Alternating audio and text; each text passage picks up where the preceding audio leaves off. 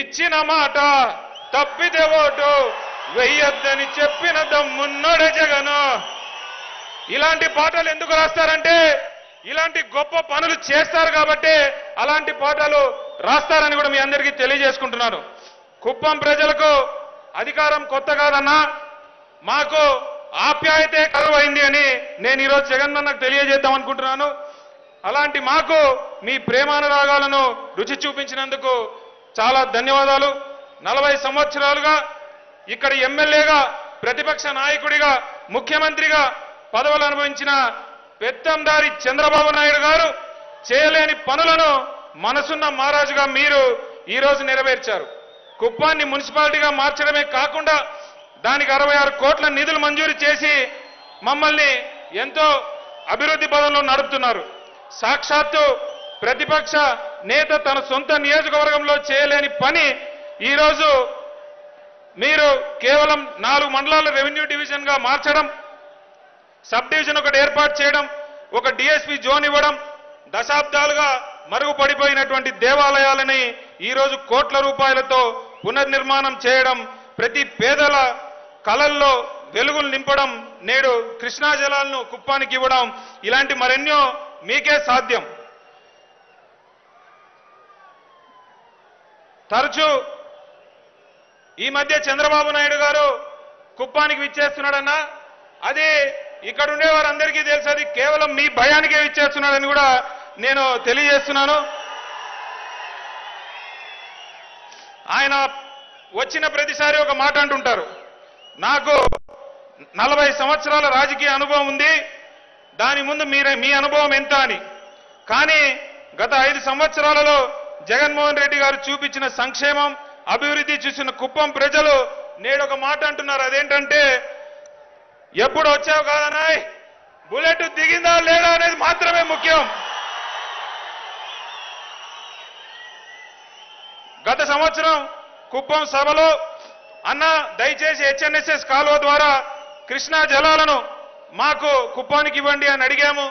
మీరు మా కోరికను మన్నించి ఈరోజు కుప్పం జలాలను కృష్ణా జలాలను కుప్పానికి ఇవ్వడానికి ఇచ్చారు.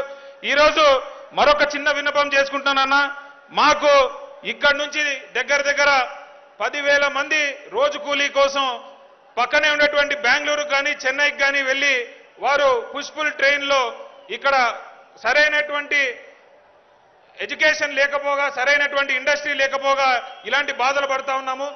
ఈసారి 2024లో మళ్ళీ మీరు ముఖ్యమంత్రి అయిన తర్వాత మా కుప్పానికి ఒక ఎస్సీ జోన్ ప్రకటించి ఒక ఇంజనీరింగ్ కాలేజీనిచ్చి ఇక్కడ నుంచి బెంగళూరుకి ఒక నేషనల్ హైవే కూడా ఒకటి తీసుకొచ్చి ఇక్కడ ఉండేటటువంటి ప్రజల జీవితాల్లో కూడా వెలుగులు నింపాలని నేను మిమ్మల్ని విజ్ఞప్తి చేస్తా ఉన్నాను.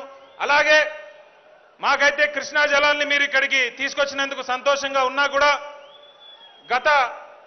లాస్ట్ టైం మీతో మాట్లాడినప్పుడు అది పర్మనెంట్ సొల్యూషన్ కాదని మీరు చెప్పారు.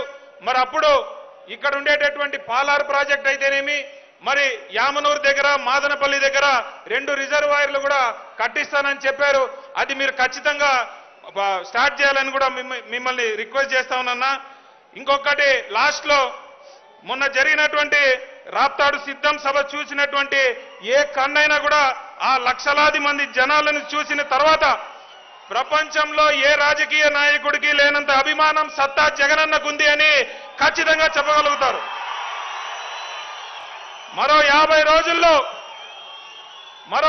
రోజుల్లో జరగబోయేటటువంటి ఎన్నికల్లో ఈ దుష్ట చతుష్టయాన్ని, ఈ కుర్చీలు మడత పెట్టేటటువంటి బాబోరిని, ఈ సింకులో ఉండేటటువంటి ప్యాకేజ్ స్టార్లని ఓడించడానికి నేను సిద్ధం. మీరు సిద్ధమా అని అడుగుతున్నా. నాకు ఇంత పెద్ద వేదిక పైన మాట్లాడే అవకాశం ఇచ్చినటువంటి పెద్దలందరికీ ధన్యవాదాలు తెలియజేసుకుంటూ, కుప్పాన్ని, పులివెందుల్ని రెండు కళ్ళగా చూసుకుంటున్నటువంటి మన ముఖ్యమంత్రి జగన్మోహన్ రెడ్డి అన్న గారికి మరొక్కసారి ధన్యవాదాలు తెలియజేసుకుంటూ సెలవు. జై జగన్, జై జగన్, జై జగన్.